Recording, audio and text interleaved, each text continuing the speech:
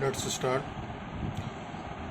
देखिए, national income calculation के 3 method होते हैं। एक होता है वैल्यू एडेड मेथड, इसको हम लोग प्रोडक्शन मेथड भी बोलते हैं। एक होता है इनकम मेथड और एक होता है एक्सपेंडिचर मेथड। तीनों ही मेथड बड़े इंपॉर्टेंट हैं। एक न्यूमेरिकल हर साल आता ही आता है इसमें से, इसमें कोई डाउट नहीं है। ठीक है, स्टार्ट करते हैं हम लोग वैल्यू एडेड मेथड से। अब वैल्यू एडेड का मतलब क्या होता है ये भी हम जान लेते हैं। वैल्यू एडेड मेथड का मतलब ये हुआ कि the sum total of final goods and services, ठीक है, by the normal residents of a country during a year is known as value added method और प्रोडक्शन मेथड। ठीक है, फाइनल गुड्स एंड सर्विसेज की जो भी वैल्यू नॉर्मल रेसिडेंट्स बनाते हैं, ठीक है, एक साल के अंदर, वो कहलाएगा आपका वैल्यू एडेड मेथड या प्रोडक्शन मेथड। ठीक है, अब इसी तरीके से इनकम मेथड भी है। सुन लो, चल रही है बात। तो फाइनल गुड्स और सर्विसेज को बनाने के कारण में कंट्रीब्यूशन देने के कारण जो फैक्टर इनकम होती है, फैक्टर इनकम का मतलब क्या हुआ? फैक्टर इनकम का मतलब ये हुआ कि जैसे रेंट के फॉर्म में, वेजेस के फॉर्म में, इंटरेस्ट के फॉर्म में और प्रॉफिट के फॉर्म में जो फैक्टर ऑफ प्रोडक्शन के जो कंपोनेंट्स होते हैं, जो पार्ट्स होते हैं, उनको जो भी कुछ मिलता है वो सब इनकम मेथड का पार्ट है। ठीक है, the sum total of factor income earn by the normal residents of country who are making final goods and services in a year is known as income method। और expenditure method क्या है? Final goods और services के पीछे normal resident जितना भी पैसा खर्च करते हैं वो कहलाएगा आपका एक्सपेंडिचर मेथड। फाइनल गुड्स और सर्विसेज की जो भी वैल्यू है साल भर में, फाइनल गुड्स और सर्विसेज जो कि नॉर्मल रेसिडेंट बना रहे हैं और उसकी जो भी वैल्यू है साल भर में, वो क्या कहलाएगी? वो कहलाएगी value added method. Final goods और सर्विसेज बनाने के कारण जो भी कुछ फैक्टर इनकम होती है, फैक्टर और प्रोडक्शन के कंपोनेंट्स की, वो इनकम मेथड का पार्ट है। नॉर्मल रेसिडेंट जो भी कुछ खर्च करते हैं फाइनल गुड्स और सर्विसेज के लिए एक साल में, वो कहलाता है आपका एक्सपेंडिचर मेथड। एनीवेज, ये मैंने आपको बता दिया। अब ये देखिए, यहाँ पर जो है मैंने कुछ फार्मूले लिख दिए जो इसमें वैल्यू एडेड मेथड में काम आने वाले हैं आपके। देखो, sales is equal to price into quantity sold, value of output is equal to sales plus change in stock. एक चीज़ मैं यहाँ लिखना भूल गया हूँ, आप लोग समझ लो। चेंज इन स्टॉक होता है closing stock minus opening stock. Change in stock क्या होता है? Closing stock minus opening stock. और इसी तरीके से वैल्यू एडेड, ये मेन फार्मूला है आपका। वैल्यू एडेड इक्वल टू होता है, वैल्यू एडेड को हम जीवीएमपी भी बोलते हैं और जीडीपीएमपी भी बोलते हैं। इसका फार्मूला होता है value of output minus intermediate consumption. Value of output माने होता है, सॉरी, वैल्यू एडेड माने होता है value of output minus intermediate consumption. अब ये इंटरमीडिएट कंजम्पशन क्या है? किन किन चीज़ों को, किन किन आइटम्स को हम इंटरमीडिएट कंजम्पशन में रख सकते हैं, जरा हम वो भी देख लेते हैं। अब यहाँ पर क्या है? रॉ मटेरियल, पावर, फ्यूल, ये सब क्या है? ये आपके इंटरमीडिएट कंजम्पशन में आएंगे।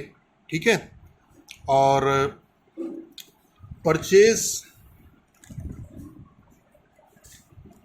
Purchase by any firm from another firm is considered eight intermediate consumption for the firm who purchases.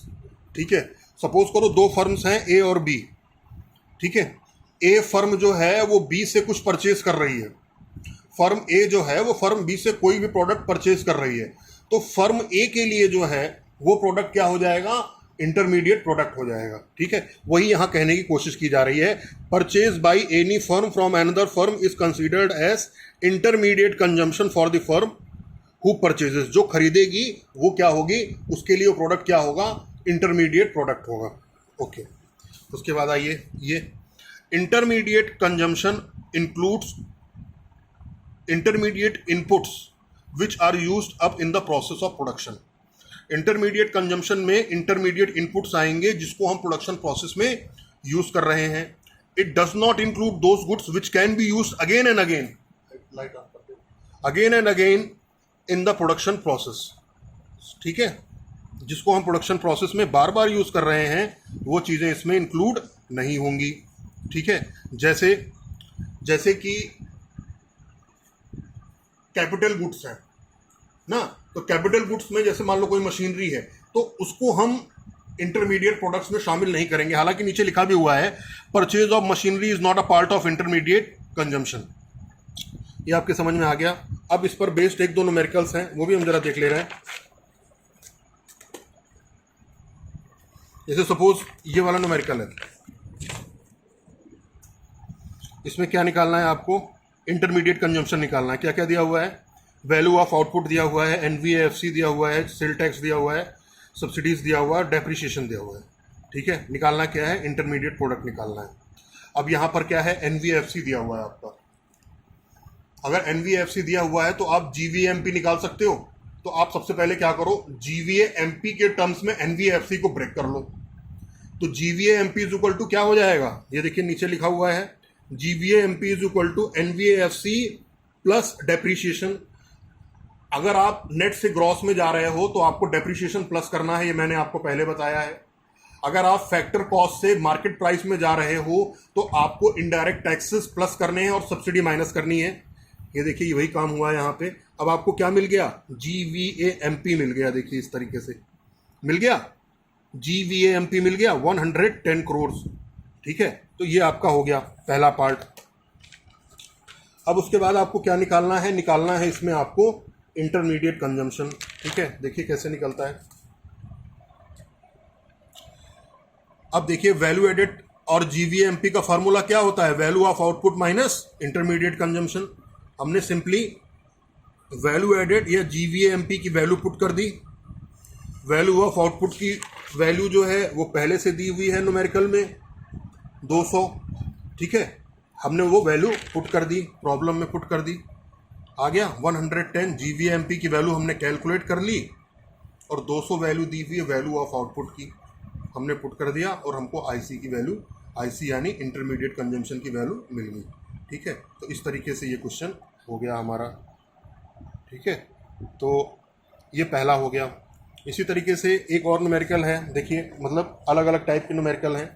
अब ये न्यूमेरिकल है, इसमें आपको फाइंड आउट करना है सेल्स और ये सब वैल्यूज़ दी हुई हैं, suppose NBFC, intermediate consumption, indirect tax. ठीक है, अब ये दिया हुआ है। अब अगेन इसमें आपको क्या करना है, पहले आप इसको जीवीएमपी फाइंड आउट कर लो। इसमें कैसे फाइंड आउट करोगे, GVMP is equal to NVFC plus depreciation. वही करोगे आप जो पहले वाले क्वेश्चन में किया, माइनस नहीं plus indirect taxes minus subsidy. Subsidy इसमें गिवन नहीं है तो हम लोगों ने ये कर लिया। देखिए यहाँ पे निकाला, कितना आया, 350 आया। अब हमें क्या करना है, हमें फाइंड आउट करना है सेल्स। अब जीवीएमपी इज इक्वल टू क्या होता है, वैल्यू एडेड या जीवीएमपी होता है value of output minus intermediate consumption. और वैल्यू ऑफ आउटपुट क्या होता है, sales plus change in stock. तो इस क्वेश्चन में क्या दिया हुआ है, सेल्स हमें फाइंड आउट करना है और चेंज इन स्टॉक क्या दिया हुआ है, -50 दिया हुआ है, तो उसकी जगह हमने -50 रख लिया। और इंटरमीडिएट कंजम्पशन क्या दिया हुआ है क्वेश्चन में, 200 दिया हुआ है, तो हमने 200 यहाँ पे रख लिया। इस तरीके से ये हो गया। अब टोटल क्या आ गया, 250 आ गया।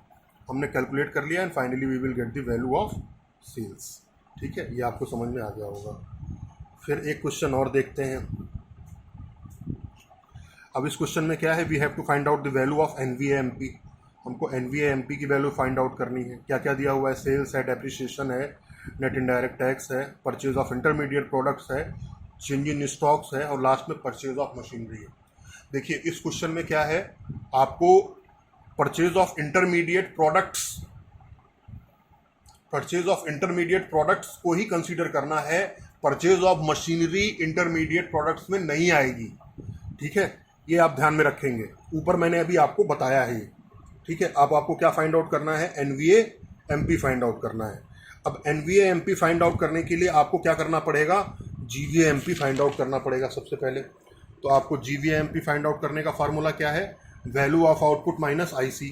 अब वैल्यू ऑफ आउटपुट क्या दिया हुआ है, यहाँ पे नहीं दिया हुआ है, वैल्यू ऑफ आउटपुट नहीं दिया है। वैल्यू ऑफ आउटपुट की जगह sales plus change in stock दिया हुआ है, 300 माइनस 10।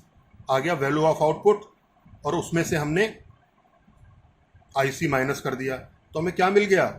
हमें मिल गया GVA-MP, मिल गया GVA-MP 140। अब हमें फाइंड आउट क्या करना है? NVA-MP। GVA-MP से NVA-MP जाना है, ग्रॉस से नेट में जाना है।